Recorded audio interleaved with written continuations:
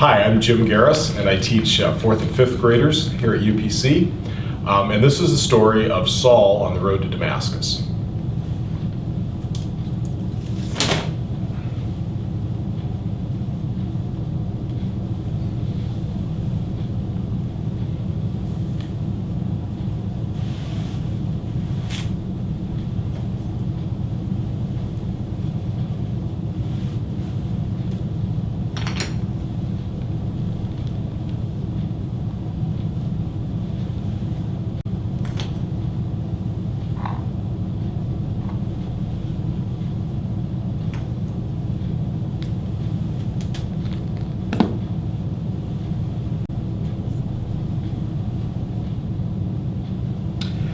After Jesus rose from the dead, people in Jerusalem were anxious to tell others about Jesus. This amazing thing, Jesus was alive.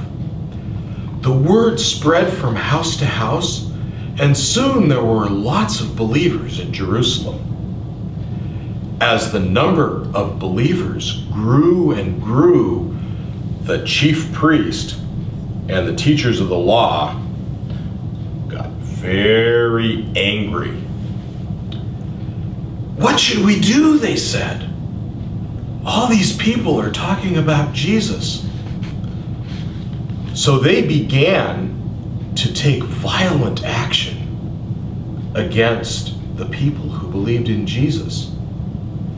They even dragged one of the believers, a man named Stephen, outside the city and threw rocks at him until he was dead.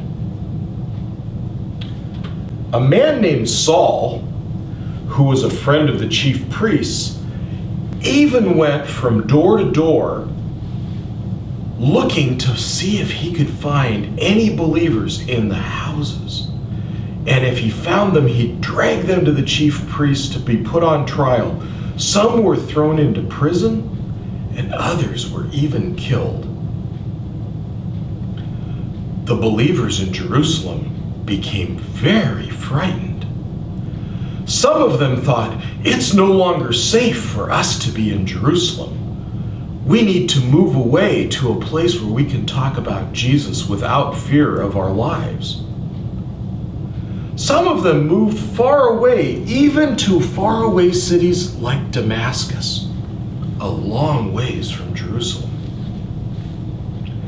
When word that there were people talking about Jesus in Damascus got back to the chief priests, Saul came to the chief priests with an idea. He said, "Give me letters that will allow me to arrest anyone who's talking about Jesus in Damascus, and I'll bring them back to Jerusalem for trial." The chief priest thought that was a great idea, and he gave Saul the letters that he wanted. And Saul called together some of his friends and began the long journey to Damascus. Along the way, Saul was thinking, "I can't wait till I get to Damascus and find those people who are talking about Jesus. I'm going to put a stop to that."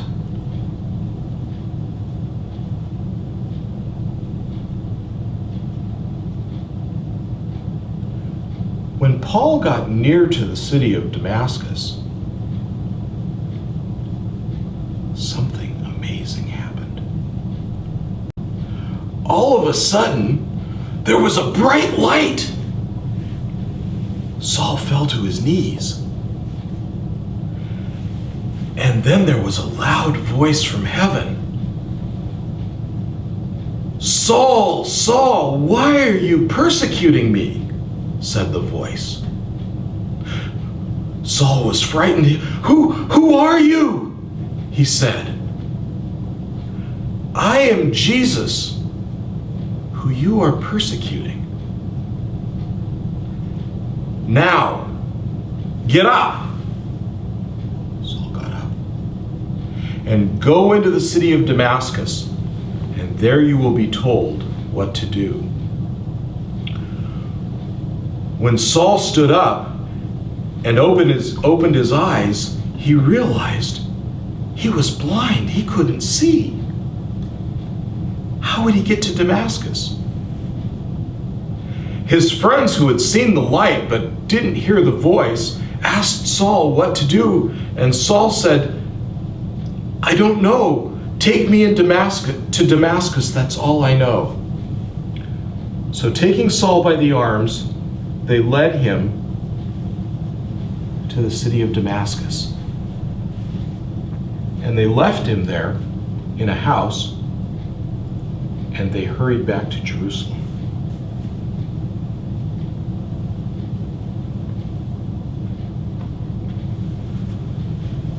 Saul waited. For 3 long days, Saul waited.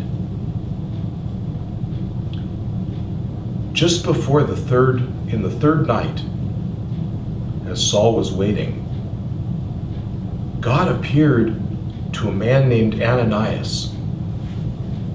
And he said, "Ananias, go to a certain house, and there you will find a man named Saul. You must lay your hands on Saul so that he may receive his sight, and tell him that I have work for him to do." Ananias was frightened. He'd heard about Saul. He knew that Saul and his friends had come to Damascus to arrest believers. But Ananias believed God, and he went and he found Saul in a house in Damascus. And he laid his hands on Saul, and Saul's eyes were opened, and he was able to see. Ananias baptized Saul there and told him, "Saul, God has called you to be his voice to people who don't know Jesus."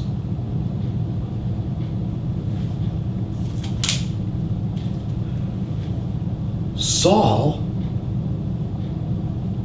had his life changed.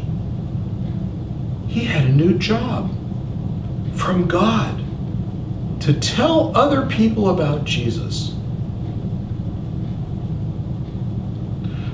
For all the rest of his days, Saul did that job. He told other people about Jesus. He told them Jesus is alive. Jesus loves you.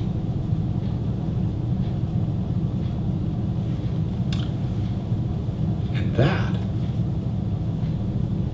is what happened to Saul on the road to Damascus.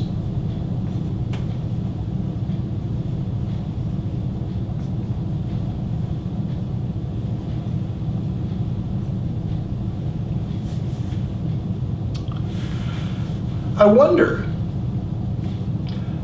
wonder if Paul was frightened when he saw the bright light.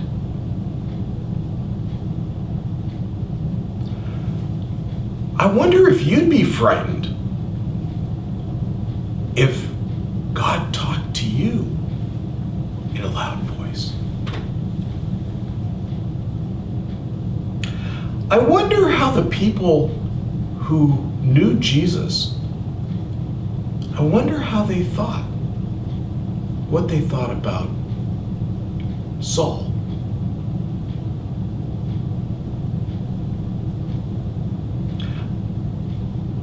I wonder if God changes lives today.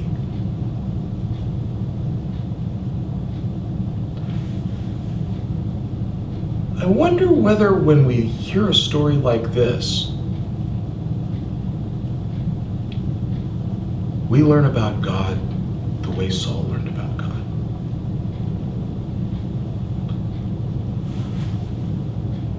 I wonder who we're most like in this story.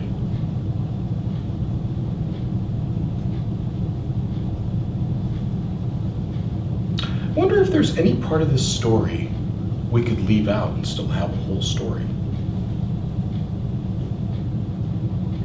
wonder how God speaks to us today.